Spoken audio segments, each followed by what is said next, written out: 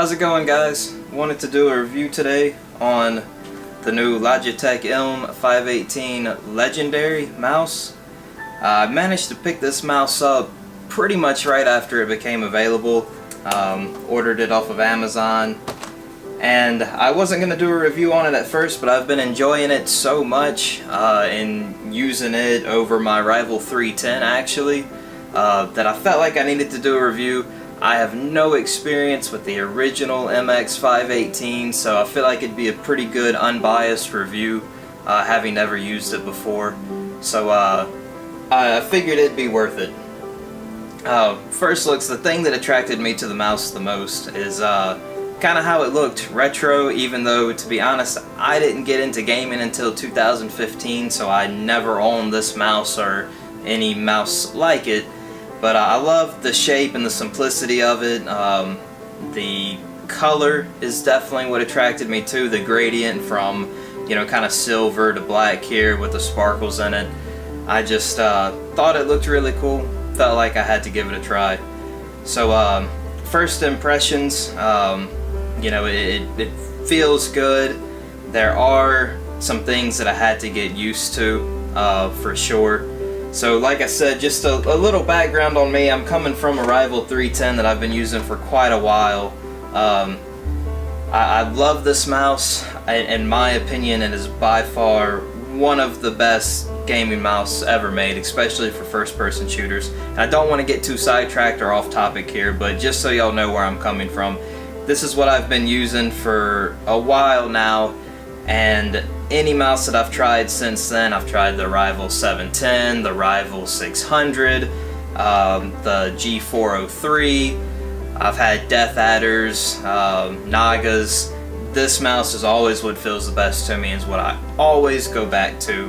The Basilisk might would have given this one a run for its money if it wasn't for Razer software, but that's another story for another time.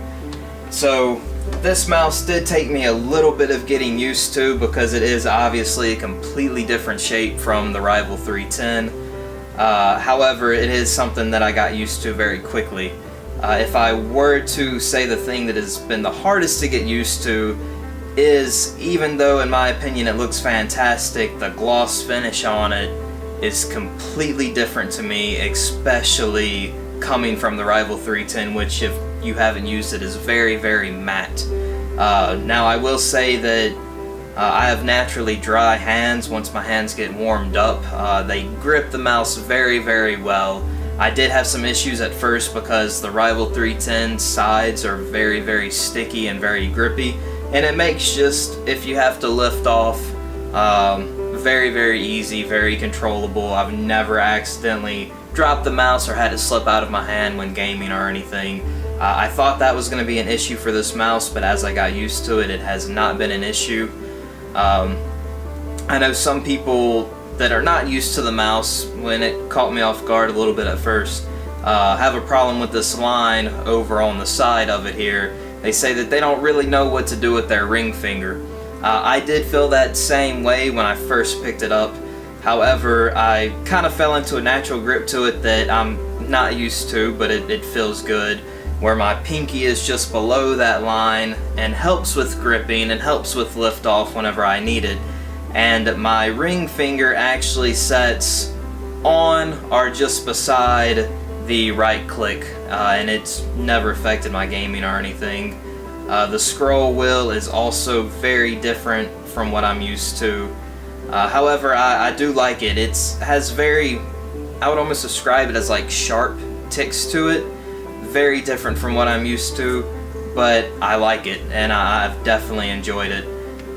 The buttons over here on the side for the thumb was also something that I was really concerned about, because in comparison to the 310 like I'm used to, they are very, very small. However, they're positioned perfect to where my thumb's right by them. I've never had a problem using them in gaming, and I use them quite a lot. The cable on it's a little bit thinner than what I'm used to. I actually prefer a braided cable, but I have gotten used to not having one since the 310, of course, is not braided. But The cable's thinner, and I was worried that maybe that would mean less quality compared to the 310. It's thinner, but it seems more pliable. It kind of let go of its packaging shape to it, you know what I mean? And kind of took a more natural shape and moves a lot easier than the 310. I haven't had it get caught on anything or anything like that. As far as the bottom pads, it moves just fine on my mouse pad. No, virtually no friction. I must say that I find the 310 might move a little bit smoother, but if I were to be biased for any mouse, it would be the 310 because I absolutely love it and I've been using it and enjoying it for so long. But this mouse does definitely move well. I've definitely felt worse, little to no friction, and it's really nice and smooth. The actual mouse clicks themselves, the left and the right, I've noticed that they're a little bit firmer to actuate than my 310, and they're also louder. I also like that, which is surprising because I do not like a loud keyboard, but I like the way the mouse feels. It feels good, it feels sturdy, feels good quality, and I do like the louder sound of it.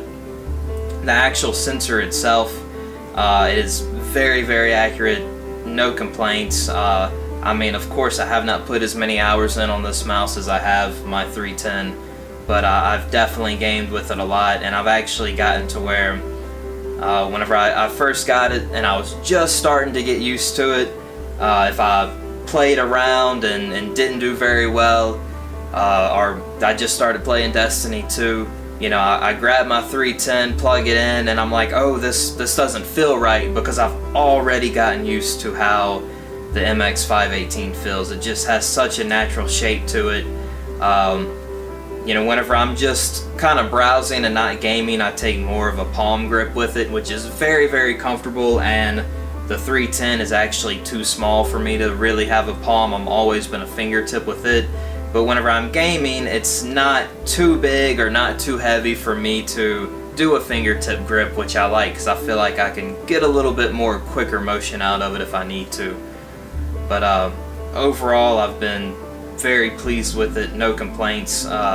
If you've never used the original 518, I highly suggest giving this one a try. And then of course, if you're a fan of the 518 and you want one with a newer sensor in it, you should definitely pick up this mouse because it has worked fantastic for me, and it is just absolutely beautiful, very, very comfortable, and I highly recommend it. Like I said, I don't know if it can ever completely replace my 310 because I'm just such a fan of that mouse, but it's definitely come closer than any other mouse since I've had the 310. And it's the only mouse I have consistently used since I've had my 310. So for me, that's really saying a lot because I love that mouse, and nothing has been able to compare it to it so far.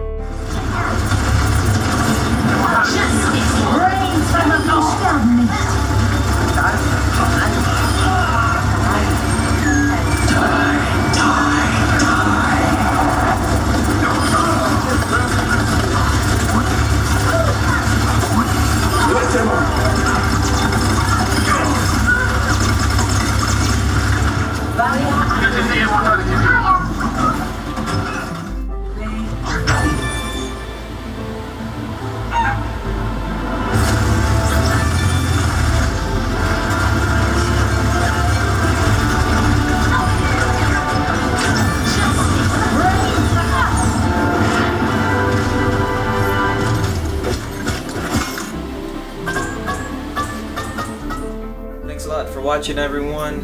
Be sure to like and subscribe if you want to see more, and definitely stay tuned for more reviews. I'll have one coming up pretty soon that I've really been anxious to do, and I think y'all are really going to enjoy it. Thanks again.